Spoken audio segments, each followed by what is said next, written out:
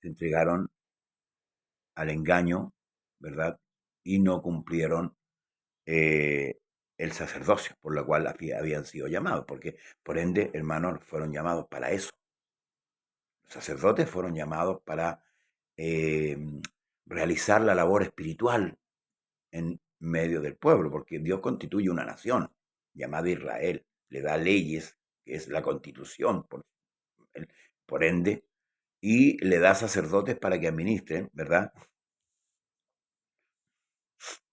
Pero perdón, el pueblo pide un rey. El pueblo quería ser como las demás naciones.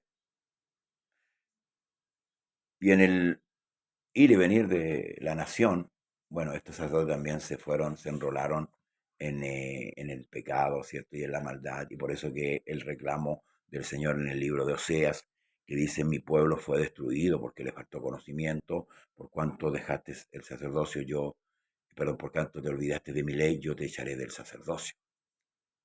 Y también se iba a olvidar sus hijos. Se está hablándole netamente a la tribu de Leví. En ese aspecto ahí, el contexto de ese texto es, valga la redundancia, es derechamente y directamente a Leví, a aquellos que habían sido puestos por sacerdotes en la nación judía. Entonces, hermanos amados, nos habla el escritor de Hebreos de este Melquisedec que aparece de la noche a la mañana, por supuesto, en esa época, pero ya había aparecido antes, ya había tenido un encuentro ya Abraham con él, y aquí da a conocer que según el orden de Melquisedec, este sumo sacerdote es diferente a los demás, ciertamente como hombre, ¿verdad? Sujeto también a debilidades, perdón, sujeto a la humanidad, no era como los demás, tampoco fue como ellos, porque dice aquel que no conoció pecado por nosotros, Dios lo hizo pecado, o sea, Él tomó los pecados de la humanidad, no era como los sacerdotes eran hombres pecadores, ¿verdad? Como todo, que cuando se efectuaba el sacrificio anual, ellos tenían que hacer también un sacrificio por ellos mismos y después presentar el sacrificio por la nación. Eso daba a entender las debilidades y las flaquezas de todos los hombres, amén. Y entonces dice, porque la ley, del verso 28 del capítulo 7, para retomar lo que venimos hablando, porque la ley constituye sumos sacerdotes a débiles hombres, ¿ve? Pero la palabra del juramento posterior a la ley, al Hijo hecho perfecto para siempre. Aquí está la diferencia entre este sumo sacerdote llamado Jesús, Jesucristo, y los sacerdotes, ¿cierto? Que eran elegidos en el tiempo, ¿verdad? Del recorrido de la nación judía. Ahora bien, dice, el punto principal de lo que venimos diciendo es que tenemos tal sumo sacerdote, el cual se sentó a la diestra del trono de la majestad en los cielos. ¿Mm? Él se sentó a la diestra, no a la mano derecha. Amén. Se sentó en el trono, en el poder. Amén. Dice, se sentó a la diestra del trono de la majestad de los cielos. Por eso que Juan cuando sube en la revelación apocalíptica, él dice que él ve en el cielo un trono establecido y en el trono uno sentado. ¿Mm? Así que ahí tenemos, y que la palabra se sentó tiene una magnitud grande. ¿Por qué? Porque antiguamente los sacerdotes, producto del pecado, tenían que estar constantemente matando, sacrificando animales inocentes para pagar la culpa del hombre pecador. Recuerde que el más pobre traía unos palominos, el más pudiente traía un cordero, de acuerdo a sus capacidades económicas.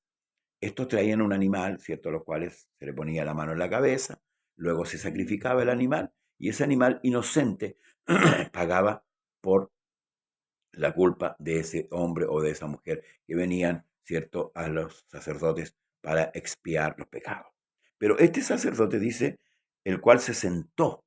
Este detalle es importante. ¿Ve? Eso hace la diferencia entre los sacerdotes comunes de la tribu de Leví y este sacerdote que es diferente. Dice, ministro del santuario y de aquel verdadero tabernáculo que levantó el Señor y no el hombre. Porque todo sumo sacerdote está constituido para presentar ofrendas y sacrificios. ¿Ven? por lo cual es necesario que también éste tenga algo que ofrecer. Es lo que le acaba de decir antes. Él tenía que presentar también sacrificios por él. Y es que hay una diferencia. Dice, así que, si estuviese sobre la tierra, ni siquiera sería sacerdote, habiendo aún sacerdotes que presentan las ofrendas según la ley, los cuales sirven a lo que es figura y sombra de las cosas celestiales, como se le advirtió a Moisés cuando iba a erigir el tabernáculo, diciendo, mira, haz todas las cosas conforme al modelo que te he mostrado en el monte. Cuando Moisés subió y tuvo 40 días con el Señor, no estuvo durmiendo.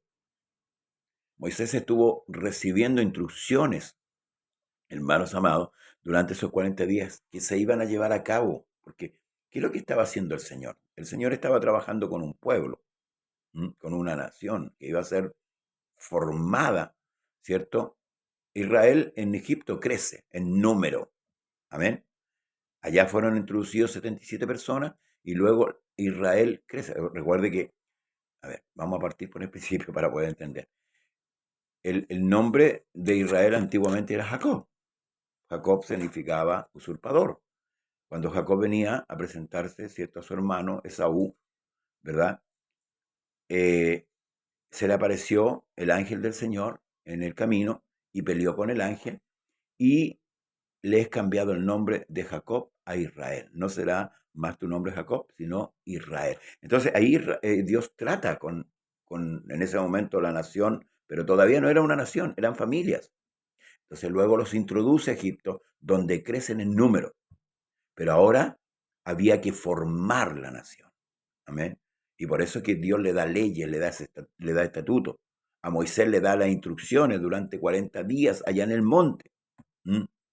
Y esto es lo que está hablando el escritor. Se le advirtió a Moisés cuando iba a elegir el tabernáculo diciendo, mira, haz todas las cosas conforme al modelo. Al modelo que te he mostrado en el monte.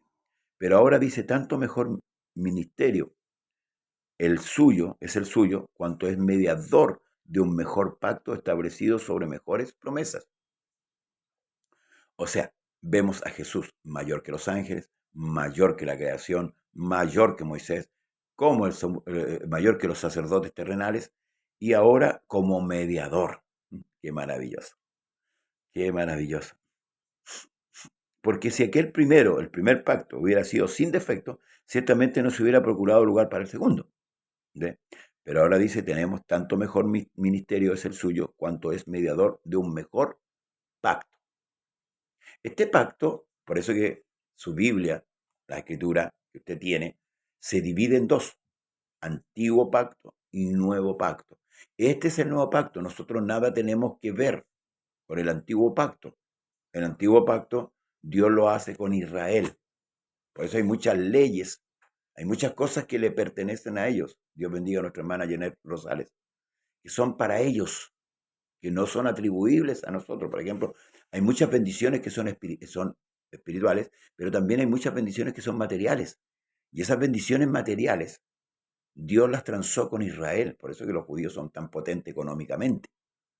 El falso evangelio de la prosperidad se toma mucho del Antiguo Testamento para dar a entender que el evangelio es de dinero, que es economía, riqueza material. No, Cristo no habló de esas cosas, pero eso es otro tema. Entonces, el pacto antiguo lo hace con Israel y este mejor pacto que habla el escritor lo hace con todos aquellos que crean. Entonces dice que es mejor porque si el antiguo pacto, hubiera sido sin defecto, ciertamente no se hubiera procurado lugar para el segundo. ¿Y cuál es el defecto del primer pacto? Porque el primer pacto lo hizo Dios, ¿verdad?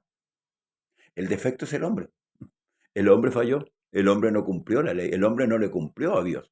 ¿Ah? Y por eso que se procuró un nuevo pacto. Pero Dios ya lo tenía en sus planes. Esto nos asombra a Dios. Amén. A Dios no lo pillamos volando bajo, como se dice vulgarmente en este país. Entonces dice, escuche, porque reprendiéndolo dice el Señor, he aquí vienen días, dice el Señor, en que estableceré con la casa de Israel y la casa de Judá un nuevo pacto, no como el pacto que hice con sus padres el día que los tomé de la mano para sacarlos de la tierra de Egipto, porque ellos no permanecieron en mi pacto. ¿Ven? ¿Quién falló? Dios. No, falló el hombre. Ellos no permanecieron en mi pacto. Y yo me desentendí de ellos, dice el Señor. Por lo cual, este es el pacto que haré con la casa de Israel. Después de aquellos días, dice el Señor, pondré mis leyes en la mente de ellos. Ya no va a estar las leyes en la piedra, como al principio. No va a estar en la piedra. Ahora, ¿dónde la va a poner? En la mente. Amén. Que también se ocupa la palabra corazón. En la mente de ellos, dice. Después de aquellos días, dice el Señor, pondré mis leyes en la mente de ellos y sobre su corazón las escribiré y seré a ellos por Dios y ellos me serán a mí por pueblo. Y ninguno enseñará a su prójimo, ni ninguno a su hermano diciendo conoce al Señor, porque todos me conocerán, desde el menor hasta el mayor de ellos, porque seré propicio a sus injusticias. ¿Mm? Y nunca más me acordaré de sus pecados y de sus iniquidades. ¿Mm? Dios iba a transar con el pueblo. Ahora, ¿por qué dice que todos me conocerán? Porque Dios se manifestó en carne. En esa época todos lo vieron. Vieron sus enseñanzas, su actuar, sus milagros, todo lo vieron. De hecho, Jesús, diciéndole a sus discípulos, bienaventurado lo que ven vuestros ojos, porque muchos reyes y muchos profetas quisieron ver lo que ustedes vieron y no pudieron. Ahora concluye el verso 13, dice, el decir nuevo pacto, escuche bien, ha dado por viejo el primero, y lo que se da por viejo se envejece y está próximo a desaparecer. ¿Mm? Entonces, nosotros, hermanos amados, que hemos alcanzado por misericordia la salvación por gracia, ¿ah? Debemos entender que el pacto nuevo es, nosotros hoy día fuimos hechos partícipes, entrando primeramente, ¿verdad? Aquí cumple el Señor. Porque si usted lee el libro de los Hechos, la primera pesca, por decirlo así, fueron 3.000. Recordemos el capítulo 2 de Hechos. Varones hermanos, ¿qué haremos? Pedro les dijo, arrepentíos y bautícese cada uno de vosotros en el nombre de Jesucristo para perdón de pecados y recibiréis el don del Espíritu Santo. Entonces, ahí está, hermano, y se cumple lo que está terminando. Dice, porque seré propicio a sus injusticias y nunca más me acordaré de sus pecados y de sus iniquidades. ¿Mm? Dios ideó el método perfecto para quitar el pecado. El antídoto para quitar el pecado fue la sangre de Cristo derramada en el Calvario, la entrega del Señor en el Calvario para así librarnos del poder de la muerte. Por eso es importante el bautismo, pero el bautismo contrae arrepentimiento, el volverse del mal camino. Pero para esto tenemos que entender la magnitud del sacrificio de Cristo hecho ahí en el Calvario por usted y por mí. Porque Él hizo ese sacrificio. Lo hizo el Señor, no lo hizo hombre alguno de esta tierra. El hombre que lo hizo venía del cielo. Amén. Que nació, ¿cierto?, de una virgen, que lo concibió, ¿verdad? No tuvo lugar donde nacer. Mucha gente pagana hoy día, en estos días, celebra la llamada para ellos Navidad, que es inexistente, porque ni siquiera estamos en la fecha que Jesucristo Jesús nace por ahí por abril, más o menos, de acuerdo a nuestro calendario, no en diciembre. Entonces esta fiesta es totalmente paganizada y debemos tener cuidado. Amén. A veces, no, es que los niños y el arbolito y el viejito afuera, no, cuidado, porque eso corrompe, al final la mentira y el engaño corrompe. Entonces tenemos a este Mesías que nace, ¿cierto?, en un pesebre de una mujer virgen y crece. A los 12 años lo vemos ya por ahí incursionando en el templo. Y también luego ya a los 30 años, ¿verdad? Él sale a cumplir su ministerio sacerdotal. Por eso es bautizado, ¿cierto? Desciende el Espíritu Santo sobre su cabeza en forma corporal como de paloma. No era una paloma, como de paloma. Y la voz del cielo que escucha Juan, porque Juan es el que ve todo esto. No lo ve la multitud. Es Juan. Si usted lee la escritura, dice que Juan lo vio. ¿Qué le dice? Este es mi hijo amado en quien tomo contentamiento. Entonces, hermanos amados, este es el mediador del nuevo pacto, Cristo. Y este pacto, este nuevo pacto, es mejor que el otro. ¿Por qué? Porque en el otro, y lo va a explicar después en el capítulo 9, que lo vamos a ver mañana, en el otro solamente el sumo sacerdote, que era elegido, ¿verdad? Tenía el acceso al lugar santísimo. El templo, bueno, ahí va a explicar que el templo se dividía en cuántas partes, ¿cierto? Y al fondo del templo, ¿verdad? Al final había un lugar que se llamaba lugar santísimo, donde la Shekinah estaba presente, que era la gloria de Dios, y el sumo sacerdote entraba una vez al año, no sin sangre, no entraba así, entraba con sangre de animal y expiaba los pecados del pueblo. Pero este Jesús no entró ahí, entró arriba, amén, al santuario real, al verdadero, porque todo lo que hizo Moisés era figura, por eso dice que a Moisés le dice, mira, haz todo como se te ha mostrado. ¿Por qué? Porque eso era una figura para que nosotros tengamos una idea de lo que hizo Cristo. ¿Mm? Porque el templo no fue hecho así, a la rápida, no fue hecho, hermanos, a la idea humana. Todas las instrucciones las dio Dios, todas, todas las instrucciones se las dio Dios a Moisés, para que entendiéramos el propósito de la salvación y cómo iba a ser la salvación. Entonces, vamos concluyendo, vamos cerrando. Eh, al decir nuevo pacto, ha dado por viejo al primero, ¿ya? Y lo que se da por viejo se envejece y está próximo a desaparecer. ¿Ve? Por eso, a ver, a nosotros el antiguo pacto nos queda como enseñanza. Pablo dice de esta manera, lo que está escrito en la antigüedad fue escrito para nuestra enseñanza. Tenemos mucho que aprender de esas cosas, pero muy pocas que tomar para traerla a nuestra vida. Ojo con esto. Amén. Ojo con esto. Por eso que después, en el nuevo pacto, el apóstol Pablo, que fue constituido apóstol para los gentiles, envía muchas cartas ¿para qué? Para formarnos, hermanos amados, como hijos de Dios y para que entendamos, este pacto en el que usted está y yo es mejor que el otro. Amén. Por eso que por ahí, hermanos, muchos andaban por ahí, ¿cierto? Que diciéndole a los cristianos, a los creyentes, que tenían que no solamente bautizarse, sino que también tenían que circuncidarse. Y esto ya no está, pues, si la circuncisión es del antiguo pacto, no del nuevo. La circuncisión, para pertenecer a la nación hebrea, un gentil tenía que circuncidarse y guardar la ley. ¿Mm? Entonces era, hermanos amados, difícil de alcanzar. ¿Mm?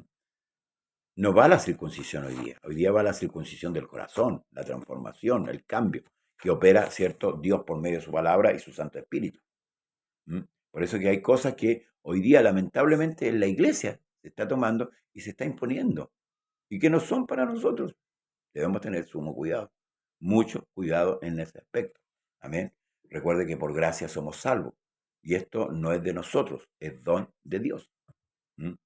Ahora, esto no quiere decir que por gracia yo no voy a hacer nada. No, debo hacer muchas cosas en pos de Dios, no para salvarme. Ojo con esto también, porque esa es una idea religiosa. Yo hago obras para salvarme, no. Yo hago obras porque ya soy salvo, porque ya pertenezco al cuerpo de Cristo, porque ya soy hijo. Entonces camino como un hijo, pienso como un hijo, vivo como un hijo. Esa es la diferencia. Pero esto no va a traer réditos a mi vida en cuanto a la salvación, porque la salvación ya fue efectuada. La salvación la hizo Dios allá en el Calvario. La llevó a cabo, la prometió y la llevó a cabo. Dice, nadie me quita la vida. Yo tengo poder para ponerla y para volverla a tomar. Bien, hasta aquí vamos a quedar con este capítulo 8 del libro de Hebreos. Mañana, si Dios mediante nos da la oportunidad, el Señor, estaremos con el capítulo 9 para ir continuar esta secuencia y que podamos entender esto más, que de repente a veces se vuelve complejo, pero no es complejo, es muy, hermanos, muy fácil de entender. Lo importante es que nosotros pongamos nuestra necesidad delante de Dios, ¿cierto? El Señor dice que el que pide recibe, el que busca halla y el que llama se le abrirá. Por tanto, no desmaye, no flaquee, siga orando a Dios y siga buscando la presencia de Dios y pidiéndole a Él sabiduría, amén, para poder entender sabiduría y entendimiento para poder entender lo que es necesario, hermanos amados, para nuestra vida. Vamos a orar, Señor Jesús, te damos gracias por esta nueva jornada, por este tiempo, Señor, que tú nos has regalado. Gracias, Padre Celestial, por los hermanos y hermanas que están atentos, Señor, a esta enseñanza. Te pedimos, Señor, que podamos seguir pensando, analizando, Señor, aleluya, los dichos de tu boca y que tu Espíritu nos dé un buen entendimiento. Te pido que tú nos bendigas en esta mañana en el poderoso nombre del Señor y Salvador Jesús.